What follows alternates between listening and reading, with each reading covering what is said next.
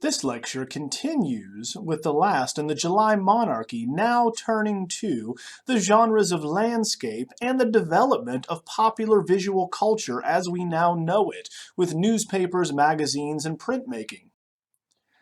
Now we know that 25 to 30% of all salon paintings by the time we reach the July Monarchy in 1830 were landscapes. They are very popular, very strong in demand in order to decorate homes, not unlike today. Now, there were three trends when it comes to landscape painting. The first, which was espoused by the Academy, would be historical landscape, showcasing a story from history, the Bible, or some other literary source. The second would be the picturesque, the British style of landscape, coming from British watercolorists like Turner and others, and then developing into a full-fledged genre. And finally, the naturalist trend, as we talked about here with Constable. Among these, we have the reputation cemented as the greatest landscape painter of this generation, being Jean-Baptiste Camille Corot. Now, Corot was going to be one of those landscape painters like Constable that would study directly from nature. In the 1820s, he traveled to Italy, whereby he sketched outdoors in oils. Here, with his Hagar in the Wilderness of 1835, we do have an historical landscape, but very convincingly capturing naturalistic effects. The story comes from Genesis 16:21-21, where Sarah, Abraham's elderly wife, being unable to conceive, encourages her husband to sleep with their servant Hagar, who does bear them a son, Ishmael. But when Sarah becomes pregnant with Isaac, they are banished into the wilderness so that there would not be a confusion as to who would inherit Abraham's lot in life. Here we find the moment where the angel is going to save them, directing the woman who unfairly is sent into the desert of no fault of her own and her child, begging for their lives. The angel comes in divine intervention, that's the moment we're looking at, directs them as to how to survive. Now, in historical landscape, we're not merely using the landscape, interestingly enough, as a backdrop, but part of the story in order to tell and reinforce the narrative, much as Turner had done. So we have a careful attention paid here to light and atmosphere, especially with Corot. So Hagar's emotional state is reflected in the desolate landscape that surrounds her, and is of course based on, and is made all the more effective, by the observation by Corot, which is fresh and immediate, because he made studies out in the landscape directly. So the studies that he made in Italy, which you can see here, such as the Bridge at Narni of 1826, were oil on paper studies. And this technique whereby he would work en plein air, or in the open air, would be central to artists in the latter half of the 19th century, including the Impressionists, whereby you go out into a landscape and record what it looks like there, instead of making sketches and going back to your atelier or your studio and then working up what you think it looked like using your memory and any notes and sketches you took while on site. So here we have a limited palette by Corot showcasing this new en plein air style, whereby the atmosphere of the morning is communicated with these long shadows. Friedrich and Turner had captured the effects of the times of the day, but the immediacy can be seen here with Corot from working on site. There is a definite difference between the works of Friedrich and that of Corot. He would retain these naturalistic effects by making studies in oil on site, en plein air, not only sketching in charcoal or in pen and ink, but instead using colors. So that was captured and could then be transferred to larger canvases later. Such studies would be used for mid-sized French scenes, especially for collectors, like Fishing with Nets in the Evening of 1847. These would be shown at salons and smaller exhibitions in the province. Now, these scenes were quite simple, with water, trees, and figures being the most common elements. And notice how freely the brushwork is used here in this painterly approach. Very painterly and poetic in its quality. Very close to the picturesque notions and characteristics of Guertin and of Turner as they're going to be developing and framing these different devices. Now here we have him carefully considering different times of the day, especially early morning and dusk. So we have here a very light-hearted technique that matches the subject. So therefore, if we look at Corot's Hagar in the Wilderness, we have a much more refined brushwork approach here that matches the harshness of the elements and of the story. Whereas something that's more light-hearted and playful, we have this other category of the picturesque used. Here, as in Britain, we have a demand for picturesque landscapes related to the vogue for travel after Napoleon conquered Europe, opening up travel for the French. Now, this demand was usually fulfilled by printmakers who are going to produce etchings and lithographs for travel books, showing people where they should go and what they should see. Now, Barden Isidore Taylor is going to be an amateur artist, administrator, and entrepreneur who produces a serial publication, The Picturesque and Romantic Voyages in Ancient France. This is a series that runs from 1820 all the way to 1878, and each volume is going to be dedicated to a different region of France. Now, nearly every major landscapist is going to work for him, making drawings for his lithographers to copy. For example, here we have Eugene Isabey and the Chateau de Pont-Gibaud of 1830, a lithograph made after a study by an artist. Here we have a medieval castle that looms over a rustic village right before a thunderstorm. The perfect picturesque or sublime elements, continuing this tradition from Britain. This is not historical because there is not a scene. We do not have a battle nor an episode of Christ's life. Instead, we are merely going to be selecting an ancient structure that's going to be framed in such a way. Alternatively, we have Theodore Rousseau, who represents the third trend in landscape painting of the day, otherwise known as naturalist. Very influenced by John Constable, he is going to be known for his faithful depictions of the French countryside, sans medieval castles, without ruins, but instead replaced by woods and fields in France, with cottages, cows, and shepherds. He painted in the forest of Fontainebleau just outside of Paris, and moved to the small village of Barbizon. This later became a center for landscape painting, otherwise fostering the very famous Barbizon school that eventually extended to all naturalist French landscape painters and helped define them. We find that Rousseau was absent in the salons of the July Monarchy because his work was not accepted. He had a reputation that eventually was built thanks to critics' reviews, even though none of his works were on exhibit. As an introduction to Rousseau's work, we have the Heath Auvergne of 1842 to 43, which is a landscape with a low horizon line, a series of trees in the midground, and a woman next to a body of water in the foreground. Now, this is devoid, importantly, of ruins and different picturesque structures, such as in the Chateau de Pont-Gibaud. So instead, we're going to have an adherence to non-dramatic compositions. So it is not dynamic, it is not dramatic. Instead, it is naturalist. Now, he became known as a painter of nature rather than a landscape painter, and he preferred that, for he was not interested in light and atmosphere like Constable and others. Instead, he was interested in the tangible aspects of nature, specifically birth, growth, and decay. Now, he worked outdoors like Corot, but to acquire details instead of the times of day. So he would work on individual scenes for months and/or years. The most famous example of that he called his artistic testament, that he worked on for over 2 decades, 22 years, was The Forest in Winter at Sunset of 1845 to 67.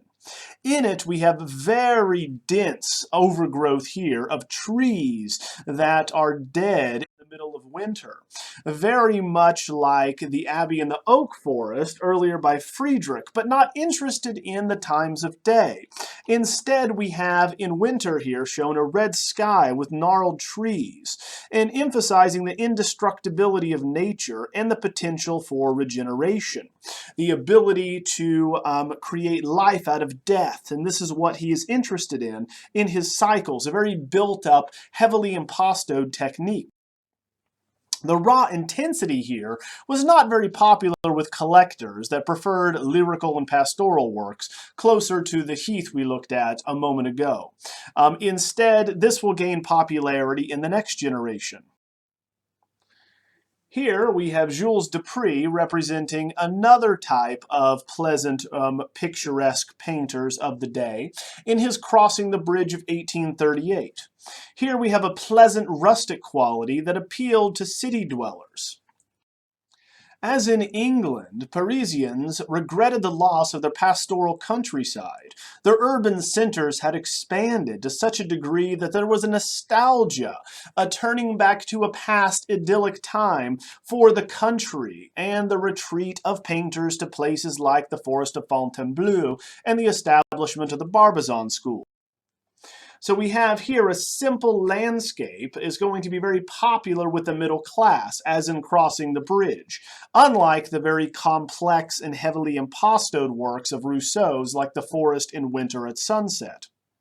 Now, of course, it's going to be popular among the middle class because we find there is this nostalgic fiction here of a countryside that no longer exists, much like the Haywain of John Constable.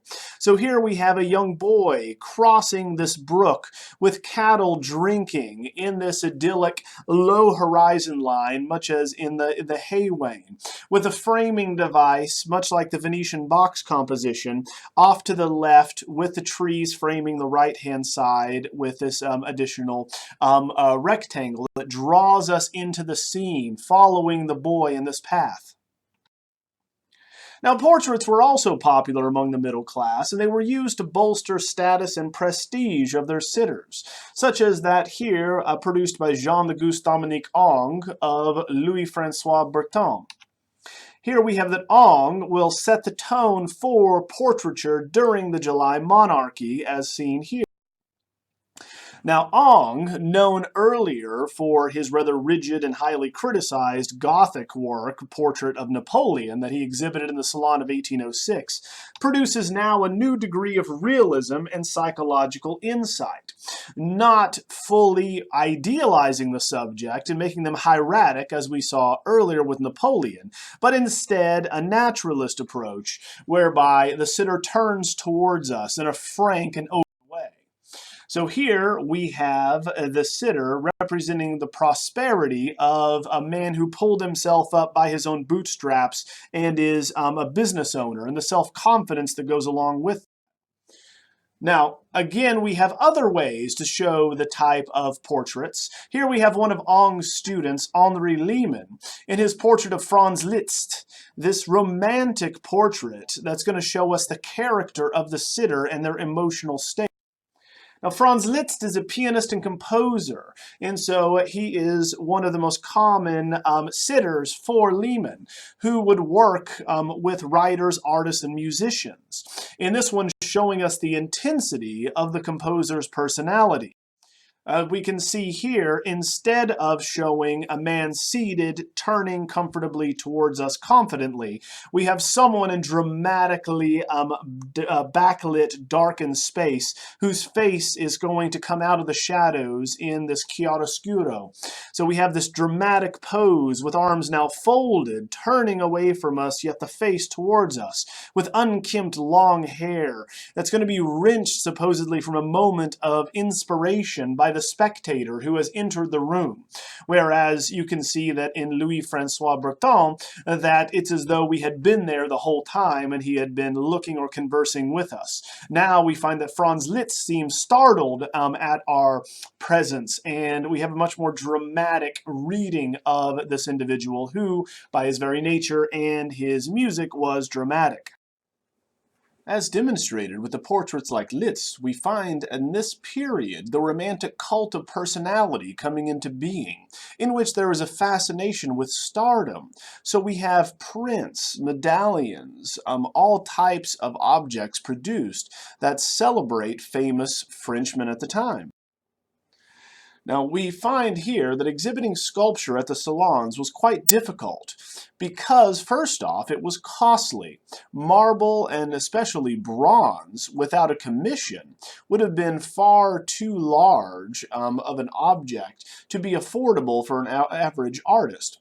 Instead, we find that artists are going to exhibit clay sketches or terracotta models for full-scale sculptures that would eventually be built out in plaster. Sculptures were also included in the Gallery of Battles in the Palace of Versailles, and we know that it is going to illustrate many important and significant historical figures for French history. Marie, Princess d'Orléans, is the daughter of Louis Philippe and a student of Henri Scheffe. So here we find that she's going to practice painting and sculpture, interestingly enough. Very unusual for a woman artist at the time. And she would turn to sculpture at the end of her life. Here, we find that Marie is going to produce the work of Joan of Arc and would have been in the Salon of 1834. Now, we know the king admired Joan of Arc and had a marble copy made for his history museum. There were several bronze copies made thereafter as well. In it, we see the young woman here not hearing voices telling her what to do, nor leading a charge into battle. Instead, very demurely, she holds her sword to her chest like a cross, with her greaves and her helmet behind her, looking down, as though she is about to pray.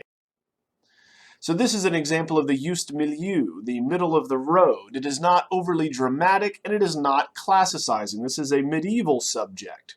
So here we find that the controversial figure of Joan of Arc, one that is going to have a woman that is very masculine in her traits, is softened in this instance by religion and feminized by her slender figure and long hair.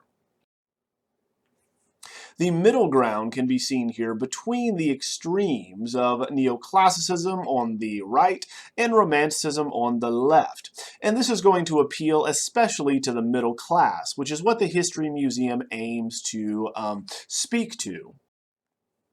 Now, we find that there are new foundries at this time specializing in churning out hundreds of small bronze copies. And what this did, in essence, was popularize high art. Take something that would only be seen in a museum or in the salon and make it possible to take into your home.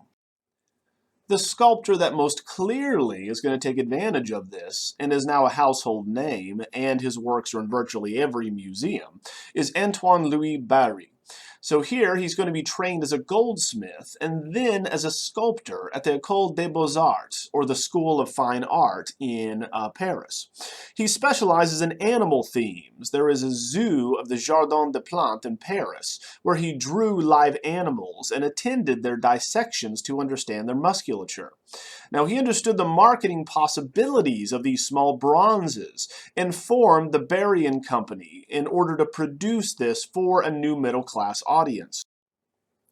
Here we have his lion crushing a serpent that he is going to submit to the Salon of 1836, showing this type of romantic view of the animal kingdom. So here we have an allegory of Louis Philippe. The crown is always represented generally as a lion, crushing evil. So here we have the king commissioning a copy after he finishes it because he liked it so much. Barye, in fact, was well known for his romantic images relating to animals and his intricate knowledge of their anatomy. Here we have a tiger seizing a gazelle of 1834. In both, we can see the romantic view of nature, which is both cruel and violent, but also very, once again, exciting and dramatic. So romantics are going to, in this instance, believe that we should showcase this animal instinct unfettered by reason or conscience, that there is a strong and powerful component, and these people will oppress the weak.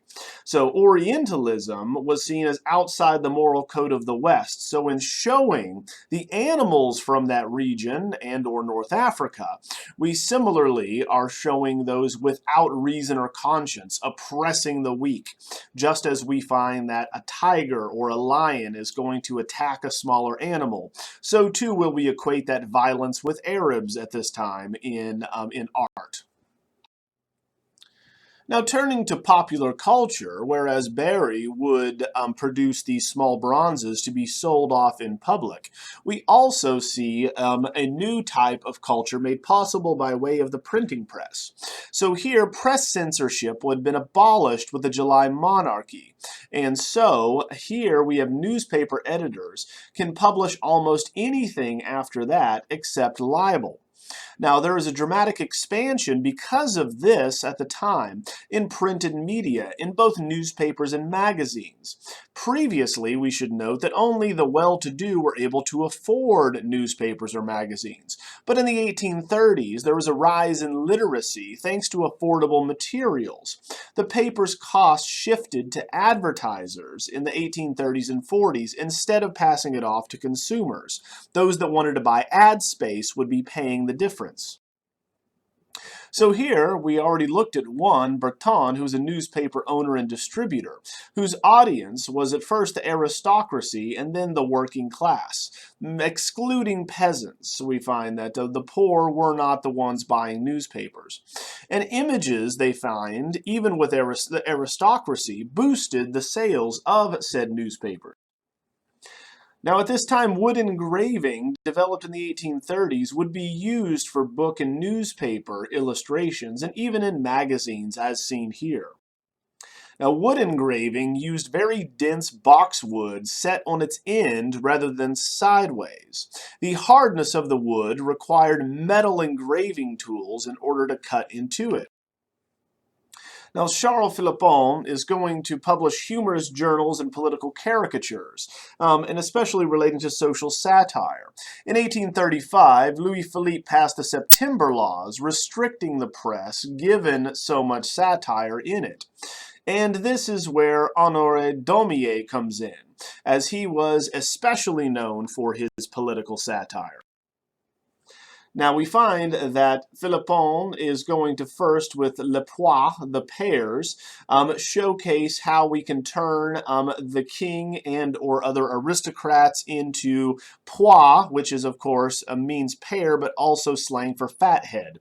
So we here have them morphing into this fruit. So to do this, he accentuates the heavy jowled face, then turns him into a pear. Now, this fathead is going to be multi-layered with this mask series. So Louis Philippe is a figurehead, faceless and voiceless, but the ministers as masks, you'll see in a moment, representing hypocrisy and deceitfulness, are the ones actually running the government. So here, Daumier did much the same in his caricatures and masks of 1831, right at the outset of the July Monarchy, showcasing how we can take the features of different famous politicians and distort them in a caricaturesque way. He also produced a series of busts to advertise Le Caricature, which is the series of caricatures in this publication. He put these busts in the shop window with Philippon's publishing house. Using a pliant material we find was ideal to exaggerating features, much as he had been doing in caricature. This, of course, of Charles Philippon himself, so mocking the owner of the shop.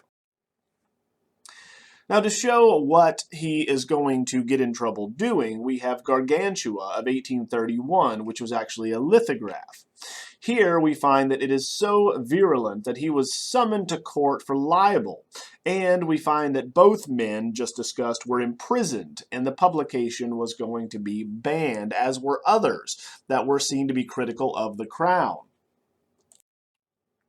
The character is actually from Francois Rabelais in the 16th century. This massive, overweight behemoth that just eats and eats and eats. Here, devouring baskets of gold, which represent the levied taxes to fatten the government. The body of the king is a metaphor for the government in this way. He then digests these gold baskets and expels or excretes the documents, the letters of appointments and court honors. So we find that not all prints at this time were satirical, but this gives you an indication as to what was well known at the time as by Daumier. Now, we already looked at printmaking that in France had been used and in Spain and in England for social satire. And we find that in France, it is also going to be used, but instead for journalism purposes. And you find that the greatest printmaker from the July Monarchy was without a doubt Daumier.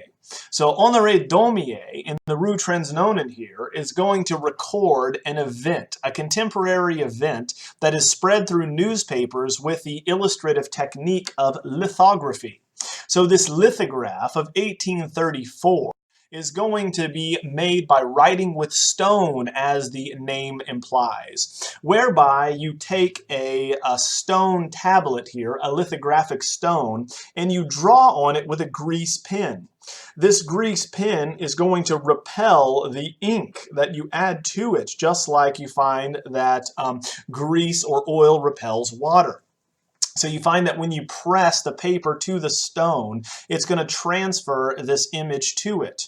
And the great thing about lithography, and the cheap thing, is that you can wipe it off and reuse the same stone. It is perfect at time because of the lack of photography that's available, and you can very quickly make a lithograph versus the painstaking process of the intaglio process that it takes to make an engraving or even an etching, which requires an acid bath. With lithographs, you can very quickly have turnaround with an event which occurs. An artist can draw up an image of what happened very quickly, and it can be printed the next day in a newspaper. Thus here we have a result that's the closest to a charcoal drawing than anything we have seen, because this grease pen records the variations of tonality from the very deep, deep shadows to the subtle mid-tone grays to the highlights. Now, the story being represented here that was so inflammatory the government bought all of the copies and destroyed them was that in the spring of 1834, troops were sent to the poorer sections of Paris. During this riot in this poor section, a rioter shot an army officer from an apartment building. Soldiers then went in through each house, not knowing where the shot came from, and massacred 20 men, women, and children. This became known as the Transnonain Massacre.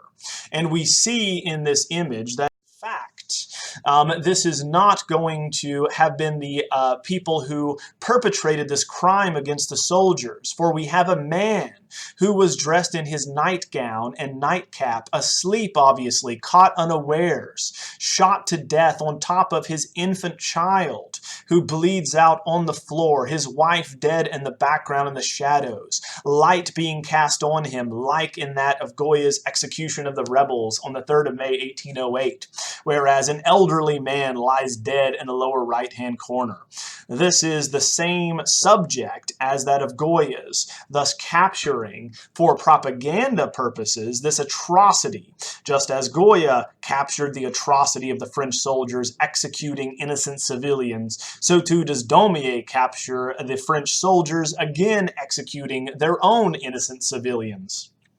So this is for the same purpose that we saw as far as Goya's The Disasters of War series, in which we do not have photojournalism as of yet, so we need to communicate to the general public, the populace, what is actually happening in the world that would have otherwise been covered up by the monarchy, by those in charge. The king was unable to ban the specific image because it was not libelous. It just showed what happened in a journalistic fashion instead of criticizing or mocking the king or other politicians. They could not be held for showing the truth.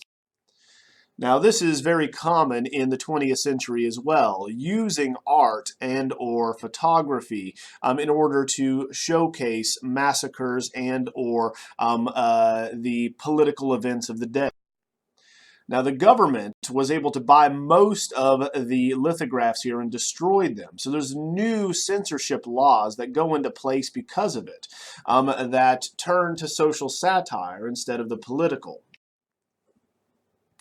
Now, looking at Daumier's Goodbye, My Dear, I'm Going to My Editors of 1844, we have more social satire that Daumier turns to instead of looking to the political so that he can avoid jail time.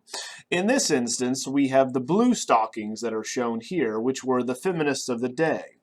The woman is going to be taking her literary manuscript to her editor, seen here to the left, while the husband is left at home watching the baby. This, of course, is mocking Stael, Sand, and Cole, who are going to be poets or novelists at this time, who are women, obviously. This is known in French as the upside-down world, whereby women are the ones out in public and men are at home with the children. So this type of social satire is going to fall in line with that of Goya, calling attention to what was considered out of the ordinary, strange, or that the artist wished to mock at the time.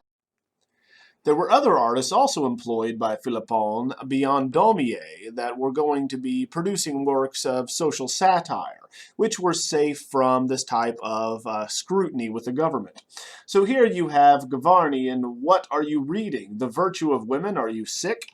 In this instance, we have as the subject Lorettes. These are young working-class girls of loose morals who favored the companions of artists and students.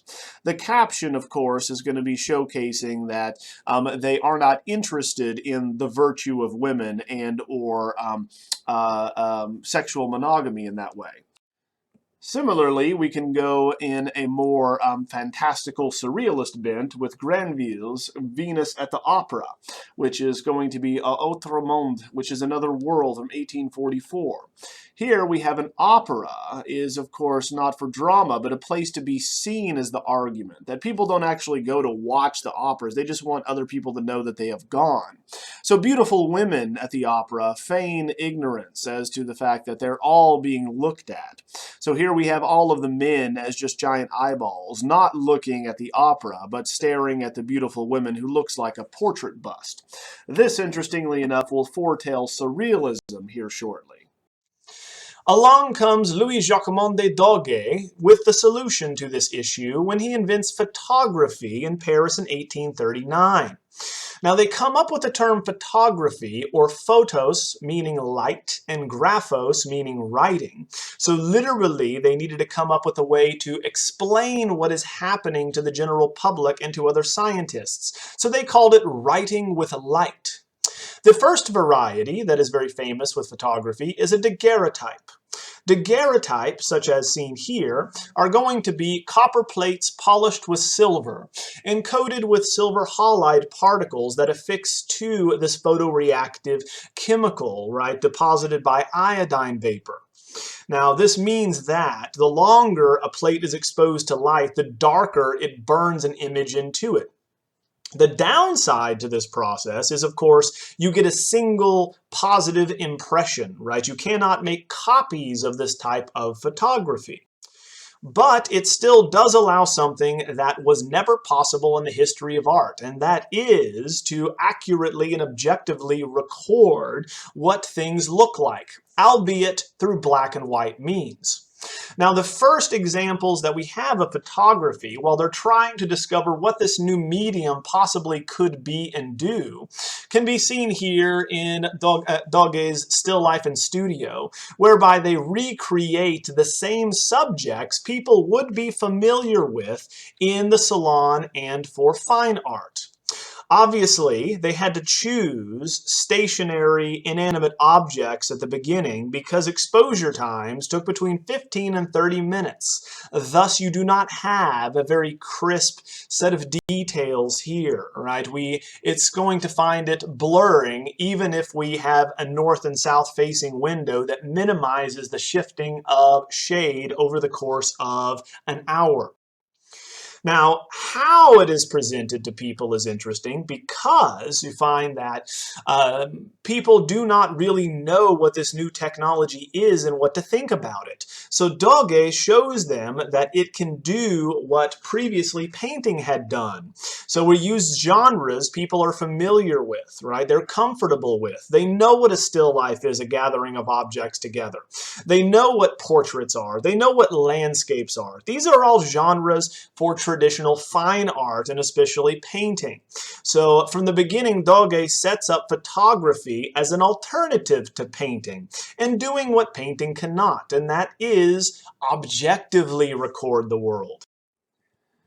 By the mid-1840s, portrait photography was very common and in use in Europe and America. The exposure time was 10 to 50 seconds, therefore we still have this stiff formality that's going to be because of course, the fact you had to hold still, but also the fact that there was an apparatus that often clamped people's heads in place. Therefore, the portraits are much less lively than their painted counterparts. Here we find Daumier mocking this procedure with these types of screws holding this couple's head in place. It's called photography, a new procedure used to ensure graceful poses. So obviously mocking this notion that you have very stiff photographs that come out of it. So the middle class could afford portraits without the expense of artists now. So the daguerreotype and later forms of photography are going to democratize the medium, ensuring that everyone can record their likeness.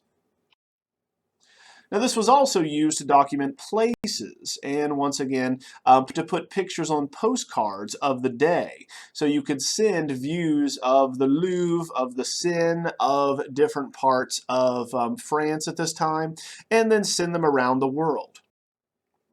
Now, Louis Philippe, unfortunately, failed to attend the lower classes. He was, remember, the king of the middle class. This leads to revolutions in 1848. The next time, we will pick up with these revolutions and see the emergence of the first modern art style, realism.